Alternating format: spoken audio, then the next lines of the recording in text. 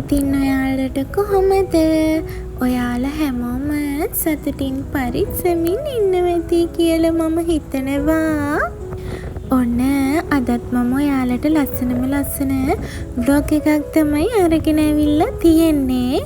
ඉතින් කියන්නකෝ බලන්න ඔයාලා මෙදා පාර පොසොන් පෝයට දන්සල් එහෙම වැන්දද කියලා. ඉතින් මට නම් මෙදා පාර පොසොන් එකට දන්සල් වඳින්න නම් යන්න බැරි වුණා. මගේ තියෙන අසනීප තත්ත්වත් එක්ක හස්බන්ඩ් නම් කොහෙත්ම කැමති වුණේ නෑ මාව කොහෙවත්ම එක්කන් යන්න. ඉතින් මම චුට්ටක් දුකෙන් වගේ තමයි හිටියේ. ඒ වුණාට දැන් පොසොන් පෝය තිබුණේ ජූනි මාසේ 29 වෙනිදානේ. අද ජූනි මාසේ 30 වෙනිදා. ඉතින් හස්බන්ඩ් මාව එක්කන් ආව පොඩ්ඩක් ටවුන් එක පැත්තට. ඒ එනකොට වෙන්නප්පුව පොලිසියෙන් තිබුණා බෙලිමල්, කෝපි, හකුරු, බිස්කට් එහෙම දන්සලක්. ඉතින් අපි ඒකෙන් ගිහිල්ලා බිස්කට් කාලා බෙලිමලුත් බිව්වා. දැන් ඉතින් මේ ආයෙමත් යන ගමන් තමයි ඉන්නේ.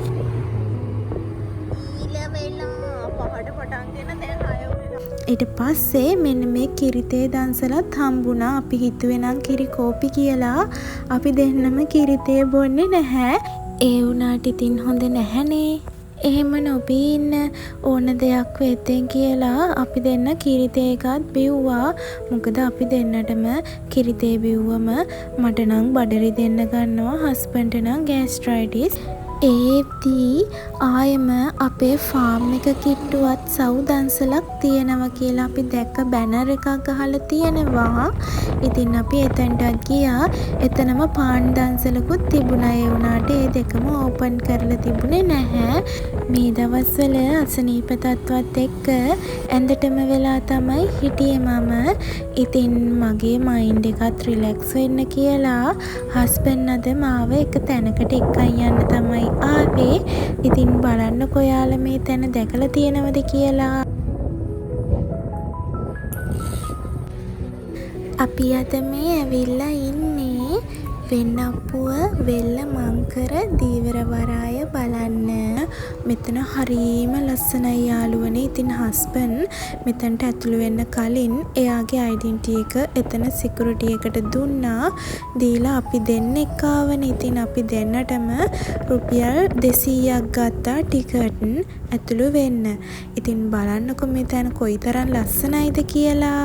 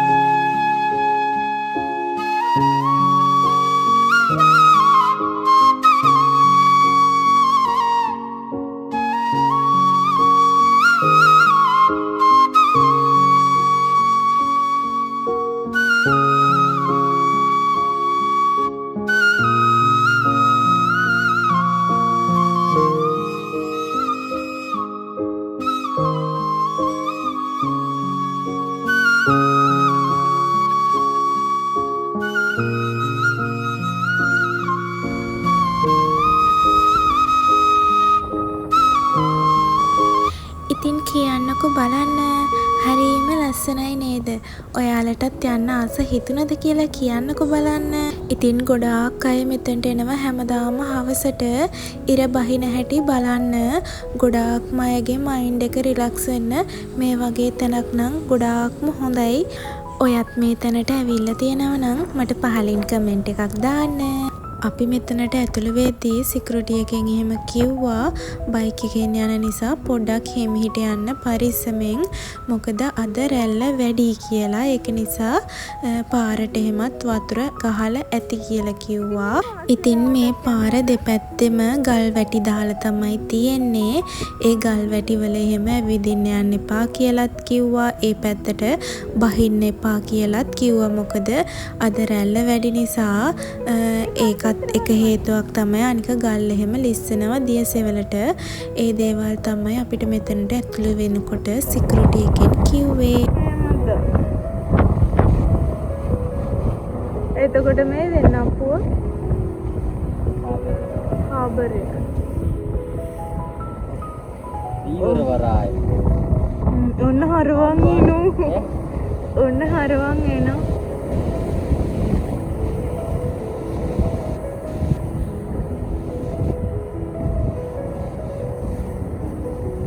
චූටි ඉඩක් තියෙන්නේ ඒක ඇතුළේනේ.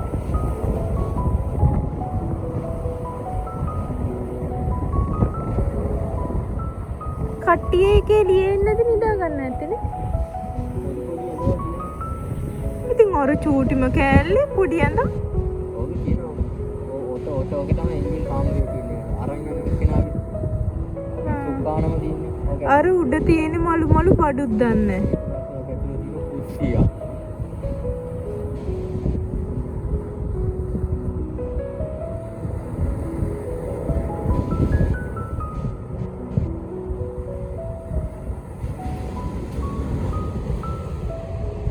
ඒක වෙන තැනකට දාන්න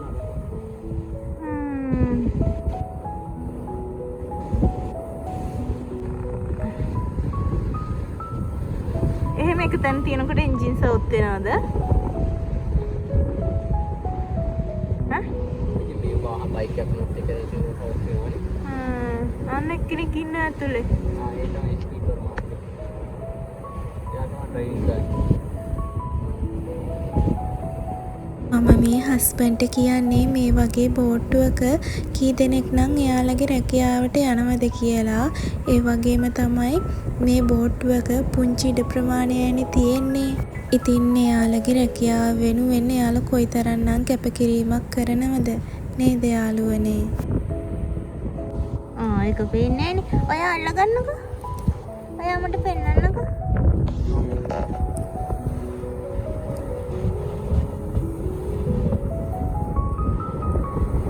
දෙතියක් දෙන්න. අනිත් එක අනිත් කාඩ් එක.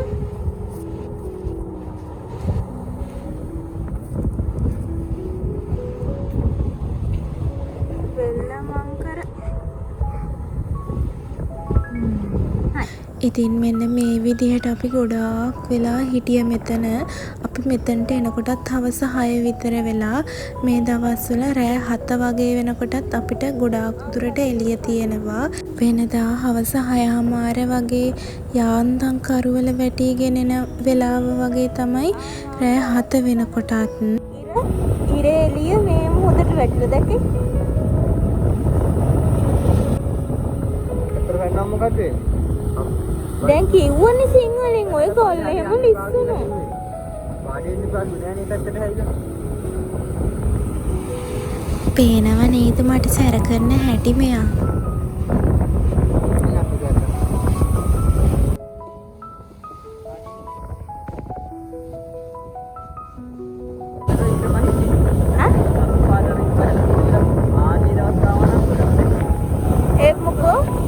ඒ මොකද?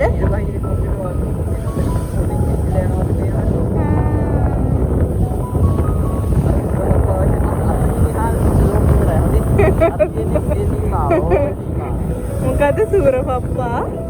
පප්පා කියන්නේ මොකද්ද මේ සයිකල් වගේ කියලා කියන්නේ නේද? ටැකියක් කියන්නේ ඔතන ඉහා නෝක ඉවරයි. අය ඔතන ඉහා ඉස්සරහා යනවා.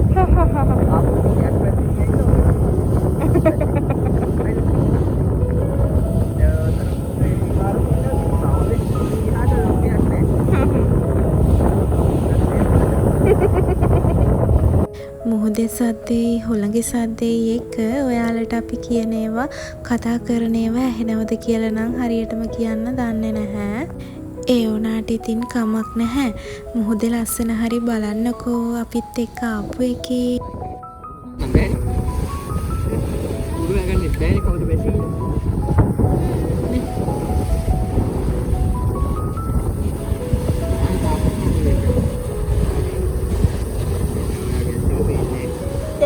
කළුවට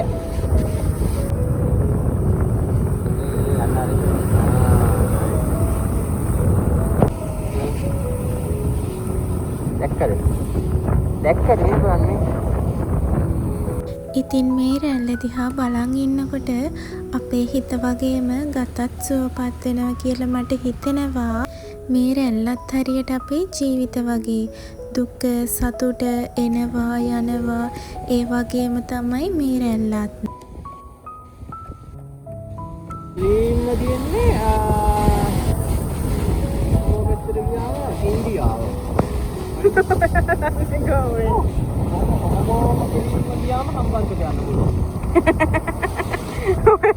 ඔයා විතර ඔයා නෑ කියලා කියන්නේ. කොහොම කෙලින්ම ගියාම හම්බන්තොට මූද සීමාවට යන්නේ. කොහොම කෙලින්ම ගියාම ගාල්ල මාතර හම්බන්තොට ඔහොම ඔපැත්තේ යන්න පුළුවන්. කොහොම කෙලින්ම ඉන්දියාව.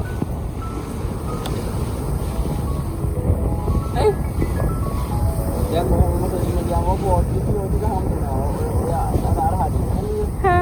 ඊපස්සේ ඒක කොහොමද මොඩියා පහු කරලා ගියාම ඊට පස්සේ ඔයා ඔතකොට කලුතර ඔය ඉක්කඩුව ඒ හරි පහු කරලා හම්බෙන්න යන්න පුළුවන් හොටවට.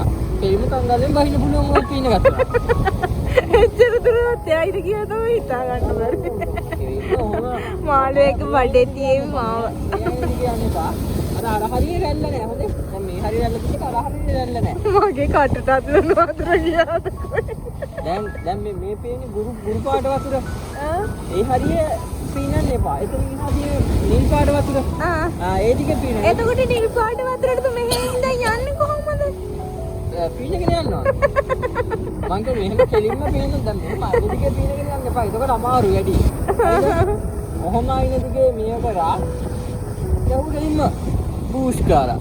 බූෂ් ගානේ මෙතනදිම මාව ගිලෙලා මැරෙයි.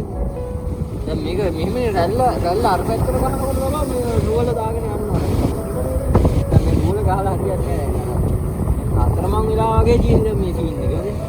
දැන් එතකොට උලන් අනිත් පැත්ත ගහන කාලේ තමයි අපිට වෙන දූපතකට සංක්‍රමණය වෙනවා. මං කියන්නේ බලලා වීඩියෝ කරලා දාන්න. ඔයාලත් ඉතින් අහගෙන හිටියද හස්බන්ඩ් කියන දේවල්. ඉතින් එයා කියන දේවල් අහගෙන හිටියම hina වෙලා පණ යනවා.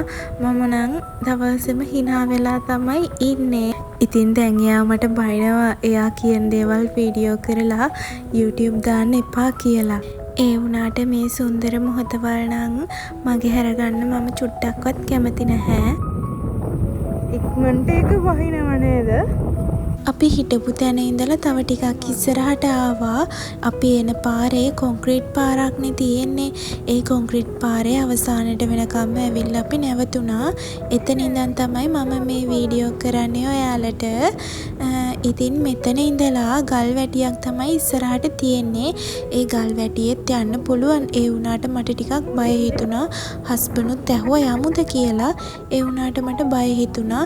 ඉතින් ඔයාලා බලන්නකෝ මේ ඉර කොච්චර ඉක්මනින් නැති වෙලා යනවද කියලා. මට තේරෙනවා.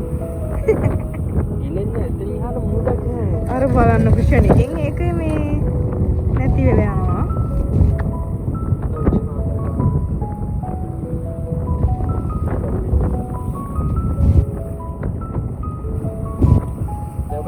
මෙහෙම යට පොළොව යටින් එහෙම මන්දිරා ගැටෙන්න මාත් වෙනවා. මොනවද නෑ දන්නේ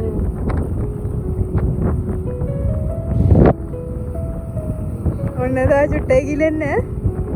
ඒක ඉක්මනට තප්පරේට ඉක්මනට ගිලෙනවනේ. තව ඩිංගිත්තයි. මාර වේගෙන් ඒක වෙනවනේ නේද පණ?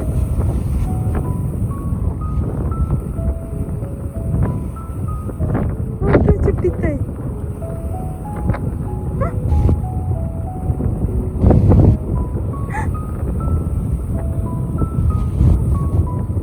අයියෝ චුට්ටිත්තයි. ඉවරයි.